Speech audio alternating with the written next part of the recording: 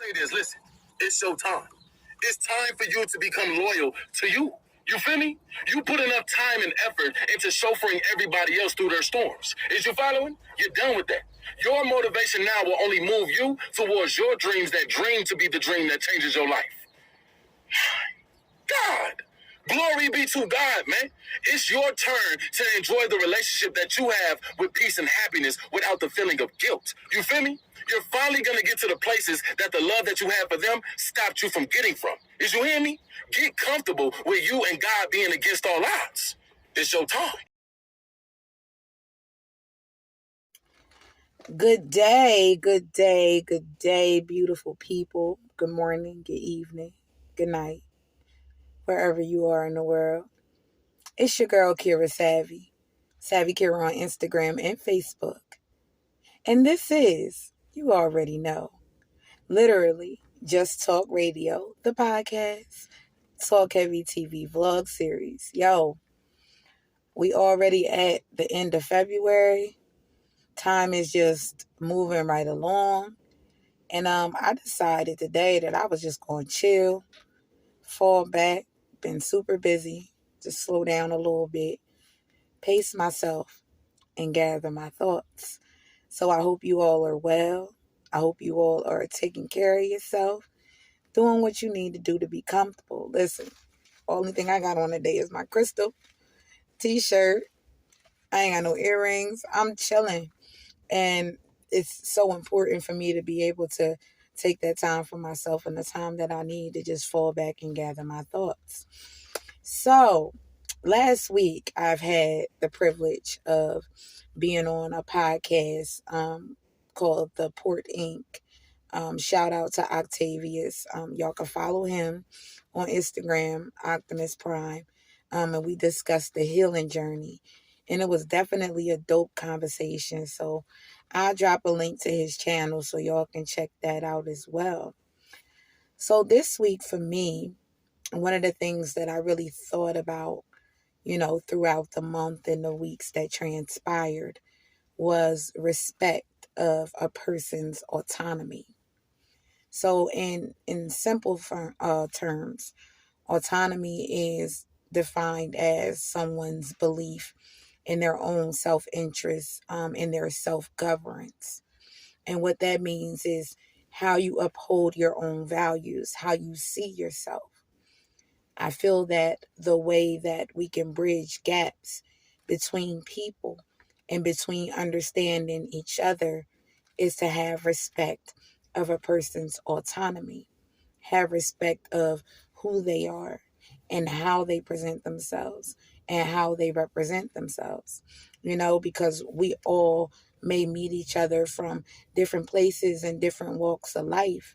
And your views and your values may not match someone else's. However, it's not to say that we shouldn't have respect for one another and respect for how each of us feel individually. Some people may say that in this day and age, individualism is a problem because we want to bridge and create more communities of like-minded people. But I feel like the only way to build communities of like-minded people is to first be able to understand and respect someone's value and someone's belief in what they see for themselves and what they hold true for them and what matters to them the most. You don't have to value it. You don't have to appreciate it. But respect. Respect means I'm okay with how you feel, with how you think, even if it's not in alignment with me and my thought process in a way that I may think. So in that same day, I had a conversation with a gentleman who presented himself as a Christian. And we got into speaking about religion and Christianity.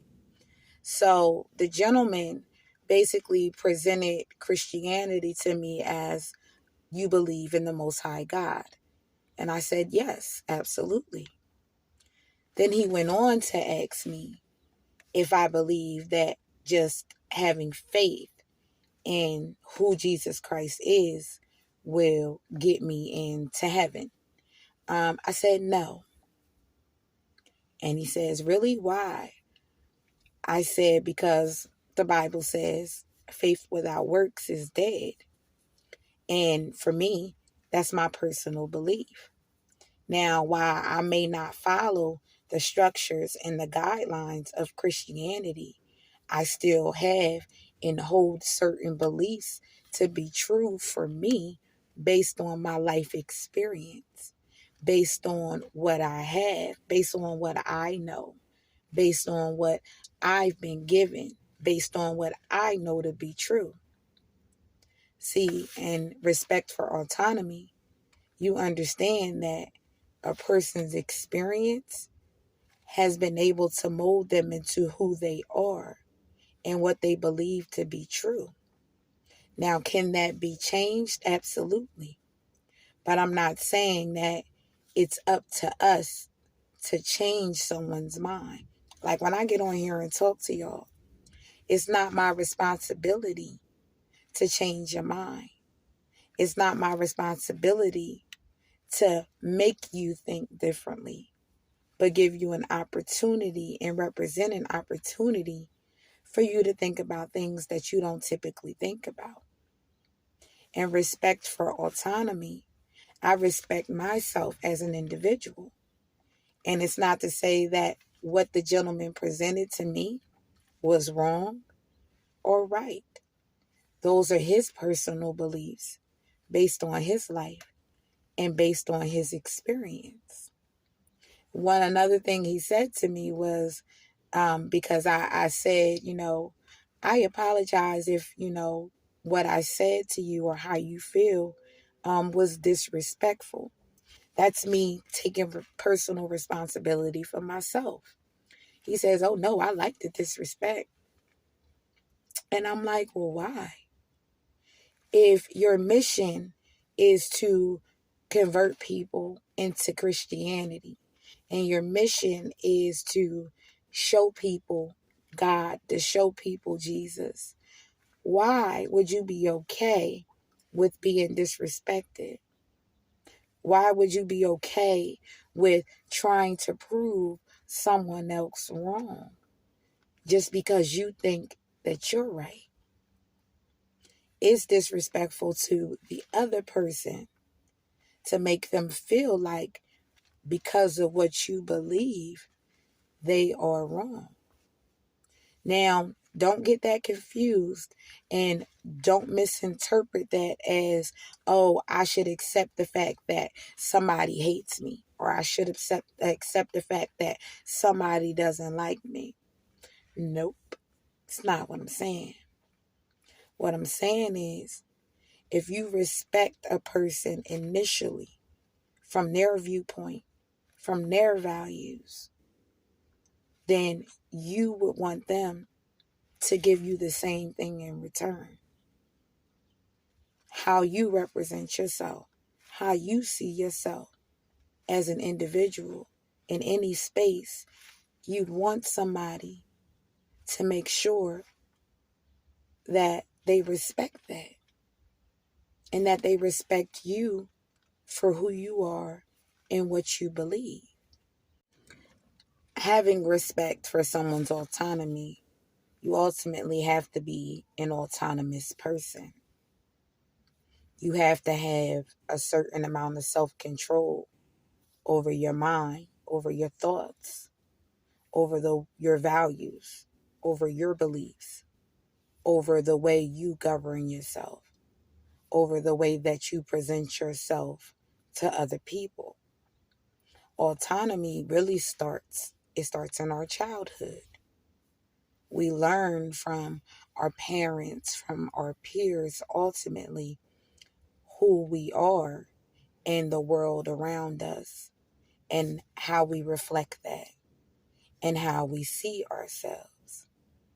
Now, being someone who has had childhood traumas and had to identify why I am the way I am, why my makeup is the way it is, to identify my autonomy. I've gone through several stages of challenging myself. I've gone through stages of acknowledging myself and self identification. In raising children, my first and foremost thing in their coming of age is discovering who they are as an individual, who they are as a person, what they like, what they don't like, how they feel, how they see themselves. In order to be autonomous, you kind of have to know yourself inside and out, both the good and the bad. One of the things we talked about, and one of the things I pinpointed and I continue to pinpoint is being able to do what's hard.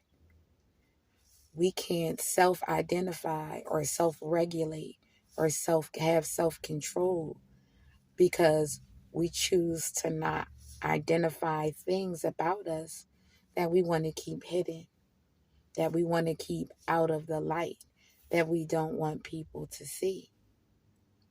Knowing yourself from within, knowing how you'll react to certain things, knowing how you actually present yourself in certain spaces around certain people, being in group environments, at work, at home, wherever you are, social gatherings. If you have a certain amount of self-control over yourself, over your thoughts, over your ideas, when someone else presents their thoughts to you, you'll be able to meet them at a place of understanding. You'll be able to meet them at a place where you can actually hear what they're saying and receive their words to understand and respect who they are. Having autonomy or respect of autonomy, it doesn't mean that you always have to be set aside. It doesn't mean that you always have to do things alone.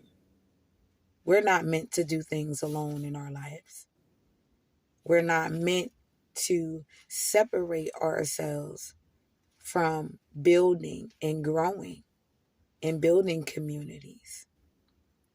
But even in building a movement and building a collective and building a community, even if you all have the same idea and same agenda and same goal at hand, each of you have a certain individual skill set, a certain individual mindset, a certain individual intelligence that allows a community to grow.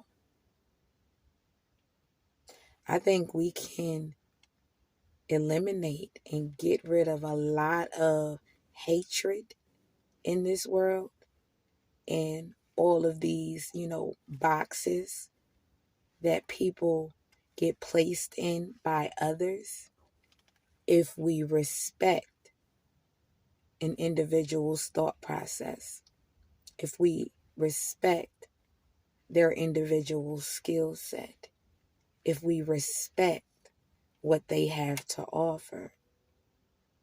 That's what autonomy ultimately is. Having respect for that. Having respect for what somebody can actually offer, what they can bring to the table. You are no more right than them, and they are no more wrong than you. How different would the world be if we seen individual people for who they are? I mean, ultimately, that's what a lot of collectives actually end up being and end up becoming. It's a group of people who have the same goal, who have the same agenda, that want to be seen, who want to be respected for the individual that they are, for what they have to offer, for what they have to give. If we had more self-control over us and what we have to offer and what we have to give, and see where it fits in and where we fit in, we'll be able to respect others and what they have to offer and what they have to give. At the end of the day, it's really about just being a better human, acknowledging where and who each person is as an individual, acknowledging that we are all in this human experience together. And while our experiences may be very different because of our environments, because of our backgrounds, because of our upbringings, because of our thought processes, because of the way we ultimately see the world, that this human experience as we are living it is all that we have amongst each other. Have a conversation with somebody different from you. Listen to them. Ask questions to understand. Give them the same amount of respect that you would want to be given and being heard. Don't make an attempt to change their mind. Only that person can actually do that if they so choose to. Be open to just listening, to just hearing their point of view. It might even be some things that become upsetting to you. But having that self-control and being autonomous, you can put yourself in position to be respected. If we were to mirror each other and respect each other the same way we want to be respected, we can make a difference. We can actually walk away from a conversation with a very different person and perhaps learn something and perhaps gain something to be better humans. Because that's all it's about at the end of the day. Yo, so as always, make sure you catch me here every first and last Saturday of the month, 5 p.m. Eastern Standard Time. Literally just talk radio, talk heavy TV. Make sure you check out the website, www.ljtrawkheavy.com. My poetry book, More Than Meets the Eye, Vivid Paintings of Poetry. Until next time, love is love. Peace. The lights are cut off, but you're still looking at your dream, reviewing it every day and say to yourself, it's not over until I